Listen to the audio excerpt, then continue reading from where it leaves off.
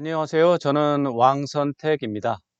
오늘 미중 전략 경쟁과 한반도라는 제목으로 여러분과 같이 공부를 하게 됐습니다. 영광으로 생각합니다. 어, 먼저 제 소개를 잠깐 드리겠습니다. 저는 YTN에서 기자 생활을 한 27년 정도 했고요. 그 중에서 한 20년 가까이를 통일 외교 안보 분야 전문 기자를 지냈습니다. 기자 생활을 하면서 미국의 조지 워싱턴 대학교에서 미국 외교 정책을 공부를 했고요. 석사 과정으로요. 그다음에 북한 대학원 대학교에서 북한어학으로 박사를 취득했습니다. 그리고 저는 2020년에 퇴직을 했는데 그 이후에 여시제라는 정책 연구 기관에서 미중 관계를 관찰하는 그런 역할을 했었습니다. 그런 것들이 좀 배경이 돼서 오늘 미중 관계를 주제로 해서 여러분과 같이 공부를 하게 되는 기회를 만났습니다. 아주 감사하게 생각하고 있습니다. 미중 전략 경쟁과 한반도라고 하는 것은 뭐 정말 가장 뜨거운 주제가 되겠습니다. 미국은 현재 지구촌의 패권국이고 중국은 잠재적 도전국입니다. 그러니까 미국과 중국의 관계는 국제 질서를 관찰하는 데 있어서 가장 중요한 관심 대상이고 변수이기도 합니다. 한반도의 경우 특히 더 그런데요. 지정학적으로 한반도는 해양 국가와 대륙 국가의 특성을 동시에 가지고 있는 전 세계적으로 거의 몇 되지 않는 그런 나라라고 할 수 있습니다. 그래서 중국이 포함된 대륙 국가 특성, 또 미국이 포함된 해양 국가의 특성이 겹치고 있기 때문에 미중 관계가 평화롭다면 우리에게 굉장히 도움이 되는 것이고, 미중 관계가 대립과 투쟁으로 간다면 우리가 굉장히 불편하고 어려움이 생길 수가 있다는 것이죠. 미국과 중국은 현재 2018년 이후가 되겠습니다. 미래 이권에 대한 판도를 놓고 치열한 경쟁을 진행 중에 있습니다. 여기서 주의할 것은 현재의 이득을 놓고 이권을 놓고 경쟁하는 패권 경쟁은 아니고 미래의 이권 구도에서 유리한 고지를 점령하기 위한 차원의 경쟁입니다. 그렇기 때문에 이것은 패권 경쟁은 아니고 전략 경쟁이다. 이런 말씀을 좀 드리겠습니다. 미중 전략 경쟁은 뭐 부정적인 요소가 당연히 많은데 긍정적인 요소도 있습니다. 그렇기 때문에 어려움도 많지만 기회도 수반하고 있다는 점, 이런 점에 유의하면서 오늘 미중 관계 공부를 좀 하겠는데요. 오늘 준비한 것은 어, 뭐 이론적인 측면보다도 미국과 중국의 역사, 한 200년이 좀 넘거든요. 미중 관계 역사를 쭉 훑어보는데 그중에서 제가 중요하다고 생각하는 10장면을 뽑아서 이 장면들을 한번 돌아보면서 미중 관계의 큰 흐름을 살펴보는 기회가 되면 좋겠다, 이렇게 생각을 해서 그런 것들을 준비를 했습니다. 제가 준비한 자료는 기본적으로는 어 미중 관계사라고 하는 이 책을 기본적으로 자료로 사용을 했습니다. 경희대학교 주재우 교수님께서 저술한 책인데요. 여기에 보면 미중 관계사의 중요한 내용들이 많이 정확하게 들어있어서 참고를 했습니다. 그리고 몇 가지 또 제가 필요한 부분은 뭐 위키피디아라든가 이런 부분을 통해서 인터넷 검색을 통해서 제가 좀 추가적으로 검색을 했고, 또 외교사 공부를 하면서 제가 배웠던 부분들을 좀 첨가를 했습니다. 오늘 주어진 시간은 전체적으로 60분인데 일단 30분 먼저 하고 나머지 30분 또 하고 해서 그렇게 두 차례로 나눠서 진행하도록 하겠습니다. 제가 고른 10가지 장면은 먼저 제목을 먼저 말씀드리겠습니다. 첫 대면, 미국과 중국이 처음으로 만난 그런 장면이 1784년에 벌어졌습니다. 미국의 상선이 중국에 처음으로 도착한 그런 것인데요. 대체적으로 평화적이었다, 이런 말씀을 드리고요. 첫 번째 미국과 중국이 전쟁을 한 것이 있습니다. 그것이 바로 한국전입니다. 이 한국전에서 미국과 중국의 관계가 초기 단계에서 설정이 됐습니다. 그게 굉장히 지금까지도 영향을 미치고 있다는 점 말씀드리겠고요. 1954년에 제1차 대만 해협 위기가 발생을 했는데 이것도 미중 관계를 지금의 미중 관계를 형성하는 중요한 역사적인 사건이다 이렇게 말씀을 드리겠습니다. 그리고 1956년에는 중국과 소련의 갈등이 시작이 됐고 한 3, 4년 동안 이 갈등이 이어져서 나중에 이제 파국적인 상황으로 갔는데 이것이 미중 관계에도 당연히 영향을 미쳤습니다. 그다음에 다섯 번째 장면은 베트남전인데요. 사실 중국은 베트남전에 공식적으로 참전하지는 않았습니다. 그렇지만 그 베트남전을 계기로 해서 미중 관계를 엿볼 수 있는 그런 부분이 있어서 말씀드리도록 하고요. 1971년 미중 화해 이것이 미중 관계에 있어서 가장 중요한 장면이다라고도 말을 할 수가 있고요. 그 1971년 미중 관계 화해의 국면이 시작된 이후에 쭉 이어져서 결국에는 1979년에 미국과 중국이 국교 수립을 하게 되는데 굉장히 이것도 당연히 중요한 장면이죠. 1971년 미중 화해와는 약간 결이 달라서 구분을 했습니다. 2001년에 중국이 WTO에 가입을 합니다. 이것이 미중 관계의 가장 정점이었다. 긍정적인 차원에서 그런 말씀을 드리겠고요.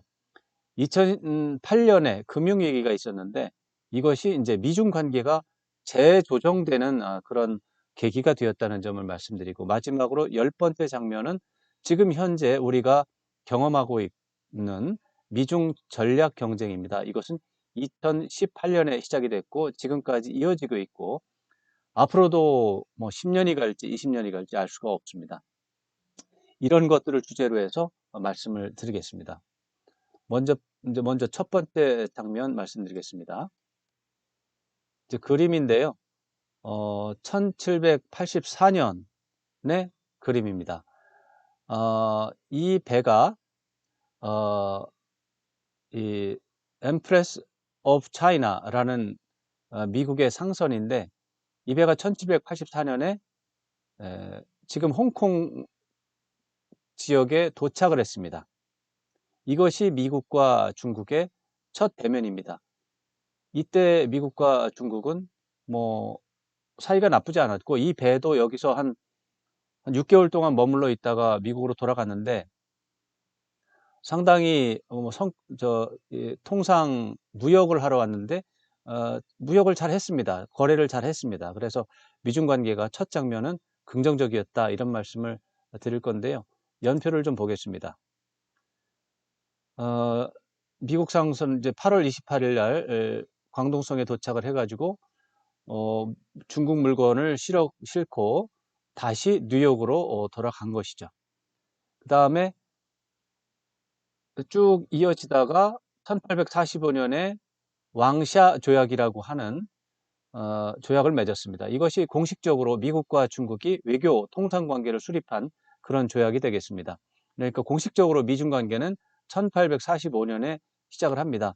여기 숫자에서 알 수 있다시피 1842년에 난징 조약이 있었기 때문에 영국과 그런 것들과 관련이 있고 영국이 먼저 중국에 진입을 하고 후속적으로 미국이 따라서 들어간 그런 형국이 되겠습니다. 여기서 조금 더 말씀드릴 것은 영국이라든가 프랑스라든가 이런 나라들이 이 당시에 제국주의적인 식민지 경영 이런 것들이 굉장히 정점에 달했던 시기였죠. 영국이라든가 이런 나라들이 중국에 진출할 때도 당연히 식민지주의 아니면 제국주의적인 정책을 가지고 접근을 했습니다만 이때 미국은 영국을 비롯한 유럽의 국가들과 다른 접근법을 하고 있었습니다. 유럽의 제국주의와는 다르게 하겠다. 그래서 식민지를 확보하기 위해서 다른 나라를 점령한다, 군사작전을 한다. 이런 개념보다는 영국이나 프랑스 못지않게 통상을 자유무역을 통해서 경제적 이익은 확보를 해야 된다. 이런 입장이 강했다고 합니다. 이런 입장들이 반영이 돼서 1861년에 그 당시에 중국 주재 미국 공사가 중국에 대한 기본적인 정책을 발표했는데 그 기본적인 주제가 협력 정책이었습니다. 그래서 어, 그 미국은 중국을 식민지로 삼거나 준식민지로 삼아서 어떤 식민지적인 뭐 경제적으로는 수탈을 하겠지만 정치적으로도 그 주권에 대해서 어느 정도 침탈을 하는 그런 상황에 대해서는 유럽하고는 좀 달랐다. 이런 점을 말씀드릴 수가 있고 그런 것 때문에 중국도 미국에 대해서는 다른 유럽 국가들보다는 좋다. 이런 입장을 보였던 것입니다. 그래서 뭐 미국과 중국 간에 큰 모순이 없었습니다. 그런 상태가 좀 계속이 됐는데 그 중에 하나의 재미있는 장면이 1911년 칭화대 전신이 이 칭화학당인데 칭화학당이 바로 미국의 돈으로 설립이 된 것이다. 이런 것들을 기억할 필요가 있겠습니다. 칭화대학은 아시다시피 미국 지금 중국에서는 가장 유명하고 영향력이 있는 그런 학교 아닙니까? 그런 학교가 바로 미국의 돈으로 지어졌다라는 점을 생각을 한다면 미중 관계는 어, 20세기 초반만 해도 좋았다 이렇게 말씀드릴 수가 있고 제 제1차 세계대전 때도 그랬고 제2차 세계대전 때 특히 미국은 중국과 소련을 당연히 연합국으로 그 군사 동맹으로 대우를 했습니다. 그래서 장제스 총통의 국민당 정부도 그렇게 생각을 했고 또 장제스 국민당 정권이 국공 합작을 통해서 공산당 마오쩌둥의 공산당과도 협력을 자주 했었기 때문에 미국은 중국 전반에 대해서 어, 협조적인 태도를 계속해서 가지고 있었고 마오쩌둥에 대해서도 적대적인 입장으로 보지는 않았던 것 같습니다. 그런 상황에서 1949년 드디어 공산당, 마오쩌둥의 공산당이 장제스의 국민당을 어떻게 보면 몰아내고 중국 전역에 대한 어, 통치권을 행사하게 돼서 중화인민공화국을 건국한 것입니다. 이때 국민당은 청두 쪽으로 도망을 도주를 했다가 결국에는 타이완으로 이동을 하는 상황이 된 것이죠. 그래서 첫 번째 장면에서 미국과 중국은 나쁘지 않았다. 친선 우호 관계를 뭐 100년 이상 어, 진행했다. 이렇게 볼 수가 있겠습니다. 다음 장면입니다. 이 장면은 한국 전쟁에서 전쟁 장면입니다. 1950년 11월 말에서 12월 초로 보이는데 장진호 전투의 얘기입니다. 여기는 미국 해병대원들이 장진호 전투에 투입이 돼서 어, 영하 15도, 평균 영하 15도였다고 합니다. 영하 15도, 더 내려가면 영하 30도도 내려갔다고 하는데 이때 미 해병대원들이 장진호 전투에서 거의 절반 이상의 인명 손실이 났습니다. 미 해병대 역사상 가장 치열했던, 가장 잔인했던 전투로 알려져 있고요. 미 해병대 차원이 아니라 현대전 전체를 통틀어서도 가장 잔혹했던 전투였다. 이런 평가도 있다고 합니다. 이게 지금 장진호 전투에서 미 해병대원들이 눈밭에서 휴식을 취하는 아주 고통스러운 장면인데 연표를 한번 보겠습니다. 1950년 6월 25일에 한국전쟁이 발발을 하죠. 처음에는 아시다시피 북한이 철저하게 준비를 하고 침공을 했기 때문에 남쪽을 확 쓸어 담다시피 했다가 아, 이제 인천 상륙작전을 계기로 해서 반전이 되죠. 그래서 쭉 북쪽으로 쭉 올라갔다가 다시 내려오는 상황인데 여기서 중요한 게 있습니다. 미중 관계에서 6월 25일 날 전쟁이 발발을 했는데 미군이 우리나라 저 한반도로 파병이 된 것은 그거보다 몇 주일 뒤인데 바로 이틀 뒤에 미군은 대만에 7함대 함정들을 파견했습니다. 이거 왜 그러냐면 1949년에 10월 1일에 중국이 건국 선언을 했지 않습니까? 이제 10월에 10월에 건국 선언을 했는데 그 다음에 대만으로 국민당이 도망을 갔기 때문에 마오쩌둥 주석의 과제가 이 대만으로 도주한 그 국민당 정부 전체, 그러니까 대만을 통합을 하는 것이 다음 단계 목표였던 것이죠. 그래서 호시탐탐 그 대만 점령 작전을 준비하고 있던 상황이었습니다. 그런데 이런 상황에서도 미국은 거기에 대해서 별로 대응이 없었어요. 그래가지고 마오쩌둥이 대만 작전을 구상하고 있는 와중에 6.25 한국전쟁이 발발한 것입니다.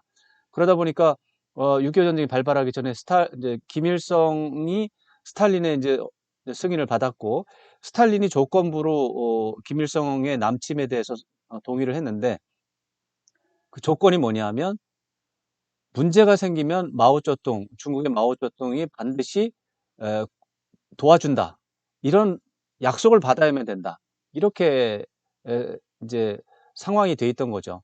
그런데 말씀드렸던 것처럼 인천 상륙 작전을 계기로 해서 한국과 미국 기타 연합군이 지금의 북한 거의 대부분을 장악을 하는 것이죠. 그러니까 어, 바로 마오쩌둥이 한국전에 개입을 할 수밖에 없고, 그러다 보니까 대만에 갈 수가 없었던 것이죠. 어쨌거나 그런 상황이 있었는데 미군이 전쟁이 나자마자 대만에 칠함대를 파견해서 타이완에 대한 보호 조치를 했다라는 점, 미중 관계에서 중요한 상황입니다. 지금 말씀드린 걸 다시 정리하면 10월 7일에 한국과 미군이 38선 이북으로 넘어서 북한 지역으로 넘어갑니다. 이게 왜 중요하냐? 중국이 한반도에 진입하는 일종의 이유가 됐습니다. 빌미로 사용을 했기 때문입니다. 그래서 10월 8일 날 중국군은 한반도 진입에 대한 명령이 내려졌고, 그래서 10월 17일 날 압록강을 건너서 한반도 경내로 진입하게 됩니다. 그때부터 이제 남하를 시작을 해서 11월 26일 날 장진호 전투가 개시가 되는데, 미군 3만 명이 이제 후퇴를 하는 중이었습니다. 워낙에 중국군이 많아서. 이때 장진호 전투에 투입된 중국군 12만 명이었습니다. 3만 명 대 12만 명이 전투를 했고, 중국군은 3만 명을 포위를 해서 섬멸한다, 이런 작전을 했었습니다.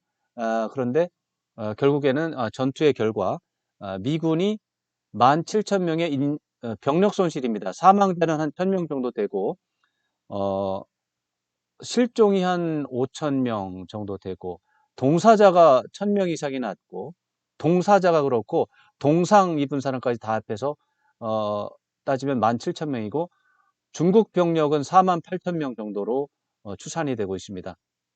다시 말씀드리면 현대 전쟁사에서 최악의 전투가 됐는데, 바로 이 전투 때문에 이게 중국하고 전면 전쟁을 하게 됐을 때 엄청난 인명 손실이 있다라는 부분에 대해서 굉장히 어, 뭐 겁을 냈다기보다는 어, 생각하지 않았던 그런 위험성에 대해서 인식을 한 것입니다.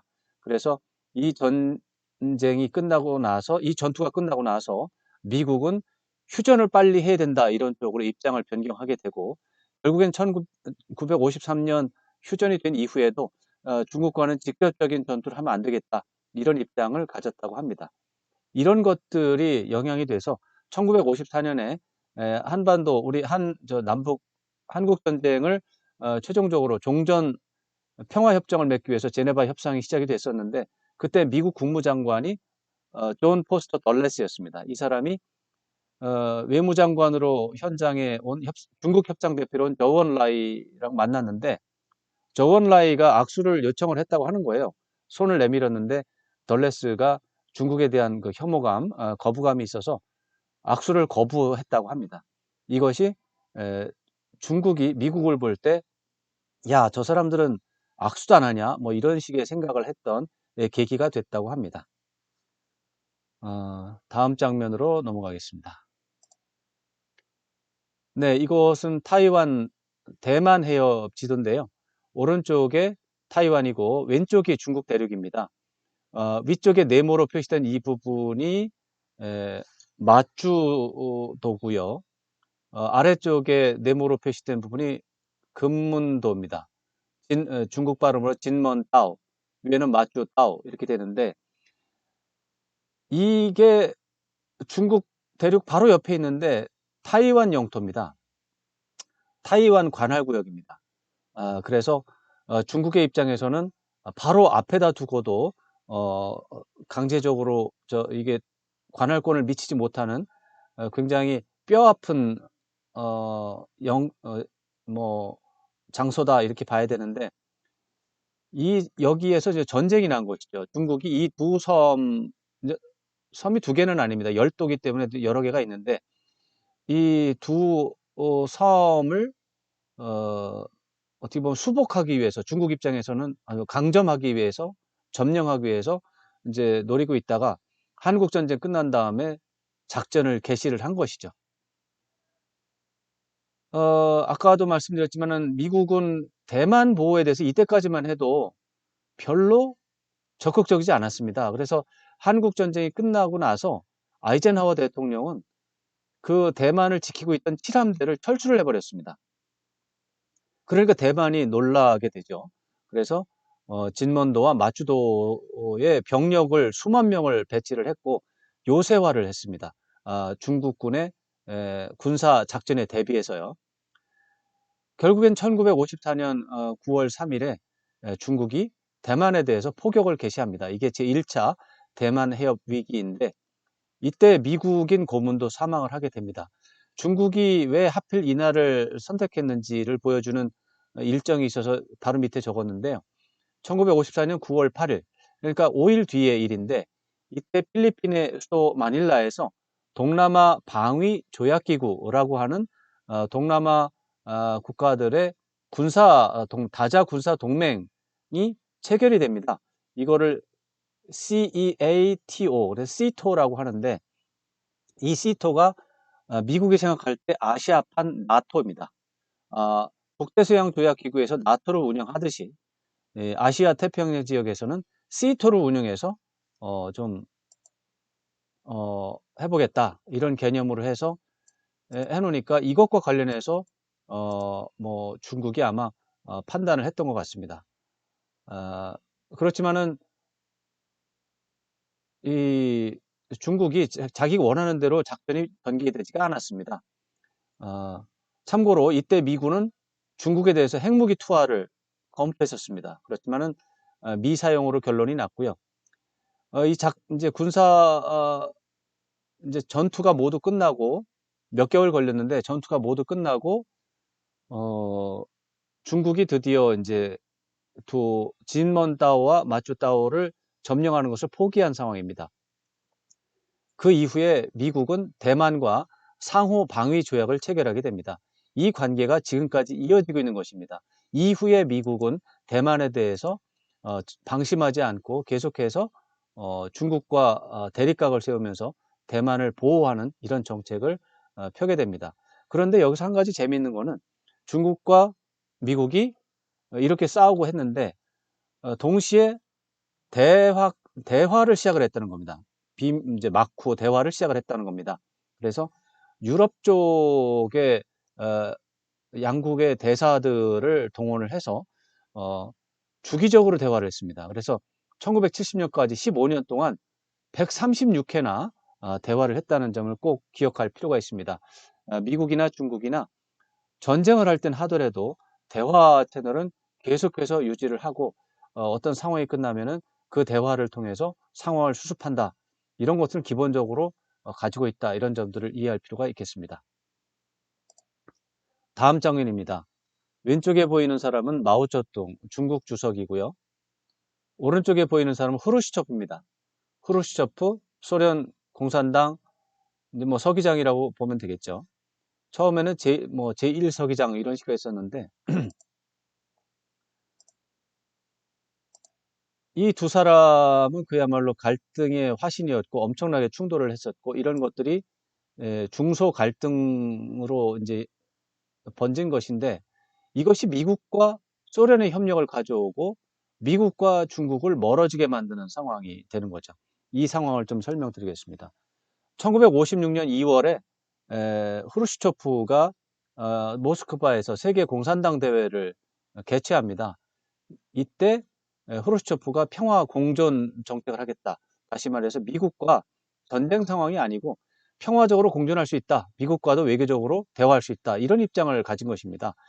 이런 것들은 스탈린 시대와는 달랐고 공산주의권의 다른 동맹 국가들과는 입장이 다른 것이었습니다. 특히 중국 마오쩌둥 주석은 불만이 많았습니다. 또 북한의 김일성도 불만이 많았습니다. 평화 공존 정책 자체도 중요했지만 크루스초프는 스탈린의 개인 숭배 문제를 문제 삼았습니다. 그래서 개인 숭배는 나쁘다 이런 식의 이제 입장을 보인 거죠.